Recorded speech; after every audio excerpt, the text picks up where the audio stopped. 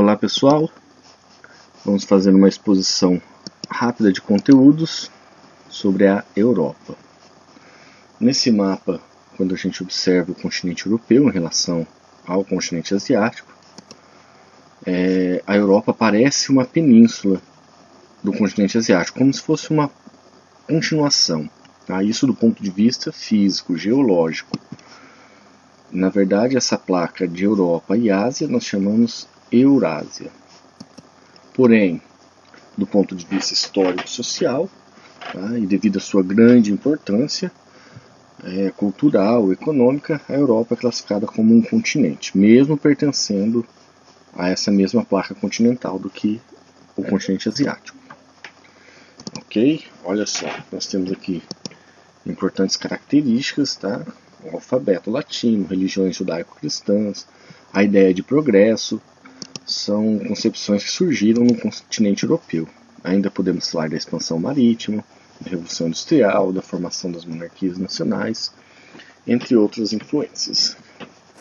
Aqui nós temos a Europa do ponto de vista natural. Tá? Terras baixas, predominantes, algumas importantes cadeias de montanhas, como Alpes, os Alpes escandinavos, os Montes Urais.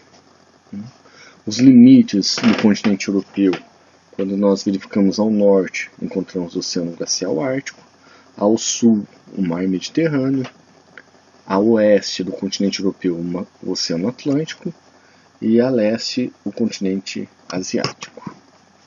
O Mar Negro, a Cordilheira do Cáucaso, o Mar Cáspio e os Montes Urais, principalmente, são formações naturais que dividem a Europa do continente asiático. É importante aqui a gente salientar a parte da Rússia, né, o maior país do mundo em extensão, tem grande parte no continente europeu e a outra parte no continente asiático. Aqui nós temos um breve histórico da Europa após a Segunda Guerra Mundial, quando ela perde definitivamente a sua importância geopolítica em relação aos Estados Unidos e passa então por um processo de recuperação, de unificação. Surge então o que viria a ser a União Europeia. Então lá desde 1951 nós temos uma linha do tempo com os principais acontecimentos que consolidaram a unificação do continente europeu até a atualidade, onde nós temos então o bloco econômico chamado União Europeia, com a existência de uma moeda única chamada euro. Tá? Então aqui nós temos o mapa político. Veja só, nós temos aqui países membros da União Europeia, França, Espanha, Alemanha, Polônia, países inclusive do leste europeu, tá? Esses países aqui como a Estônia, a Letônia,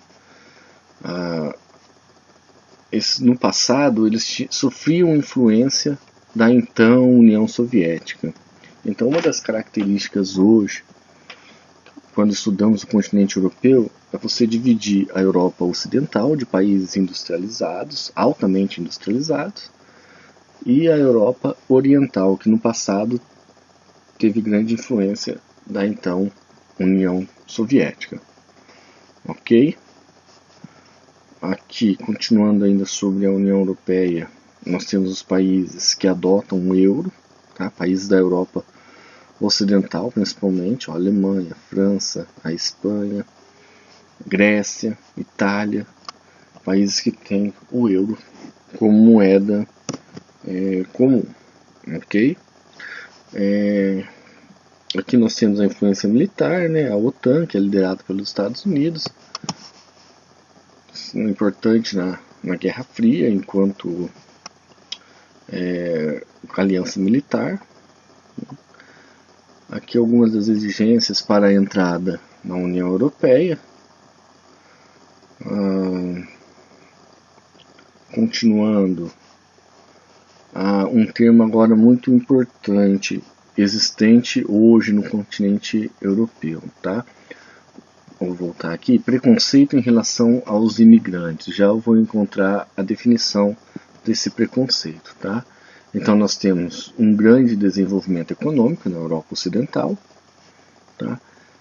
Precisa de mão de obra, necessidade de um elevado número de trabalhadores, tá? Isso puxa então migração, países do leste europeu para a Europa Ocidental, e também a tentativa de pessoas de outros países do continente africano, da Ásia também, de ingressar na Europa Ocidental, tá?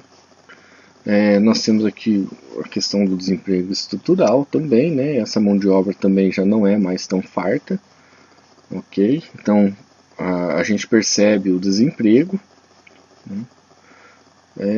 E então um preconceito em relação aos imigrantes, ok?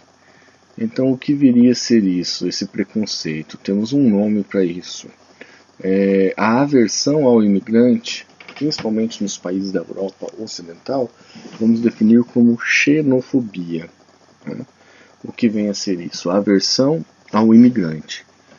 Então na Alemanha nós encontramos isso, na Itália, em praticamente todos os países da Europa Ocidental, que tem mecanismos para conter a entrada de imigrantes, ok?